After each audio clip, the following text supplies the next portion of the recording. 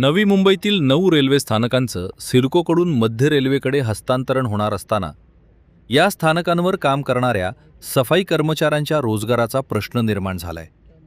सिडकोच्या अंतर्गत कार्यरत असलेल्या सुमारे 250 सफाई कर्मचाऱ्यांना मध्य रेल्वेत सेवेत सामावून घेण्यास नकार देण्यात आल्यानं त्यांच्या नोकरीवर टांगती तलवार आहे। याच पार्श्वभूमीवर सफाई कर्मचाऱ्यांनी वनमंत्री गणेश नाईक यांच्या जनता दरबारात उपस्थित राहून आपलं निवेदन सादर केलं।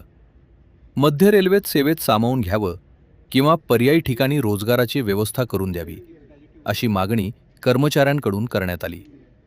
दरम्यान या कर्मचाऱ्यांवर अन्याय होऊ दिला जाणार नाही आणि त्यांच्यासोबत न्याय केला जाईल असं आश्वासन मंत्री गणेश नाईक यांनी दिले। रेल्वे स्थानकांचं हस्तांतरण होत असताना सफाई कर्मचाऱ्यांच्या रोजगाराचा प्रश्न कसा मार्गी लागणार याकडे आता सर्वांचं लक्ष लागलंय। मागण्या अशा आहेत की नवी मुंबईतील खांदेश्वर रेल्वे स्टेशन ते वाशी ते ऐरोली ह्या स्टेशनवर 274 सफाई कामगार काम करतात। ह्यांचा सिडको आणि मध्य रेल्वेचा हस्तांतराची प्रक्रिया सुरू आहे।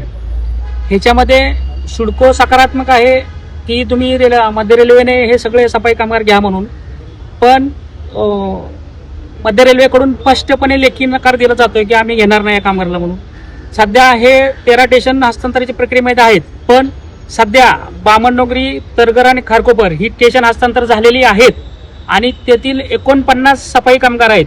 त्यांना मध्य रेल्वेने स्पष्ट लेखी नकार दिलेला आहे की आम्ही यांना घेणार नाही आणि सिडकोने लेखी त्यांना सांगितलेलं की तुम्हाला हे 49 कामगार घ्यावे लागतील। हा वाद चालू आहे सध्या नवी मुंबईमध्ये। ह्या नवी मुंबईच्या वादावर आझाद कामगार संघटनेतर्फे आमचे प्रतिनिधी नंदा कोळी मॅडमनी तिथं जनता दरबारामध्ये प्रश्न मांडला, तसा लेखी पण आम्ही मांडलेला आहे की गणेश नाईक साहेबांनी ह्या नवी मुंबईतील सर्व सफाई कामगारांचा प्रश्न सोडवावा आणि पुढे जर मध्य रेल्वेने त्यांना हस्तांतर करून नाही घेतलं तर मग त्यांच्या कुटुंबावर उपासमारीची वेळ येईल। हा गंभीर प्रश्न आहे हा नवी मुंबईतील, आणि नाईक साहेब सोडवतील असं मला वाटतंय, कारण नाईक साहेब आता केंद्रीय मंत्री आहेत आणि नवी मुंबई मंत्री आहेत गणेश नाईक साहेब। हा नक्की प्रश्न ते सोडवतील।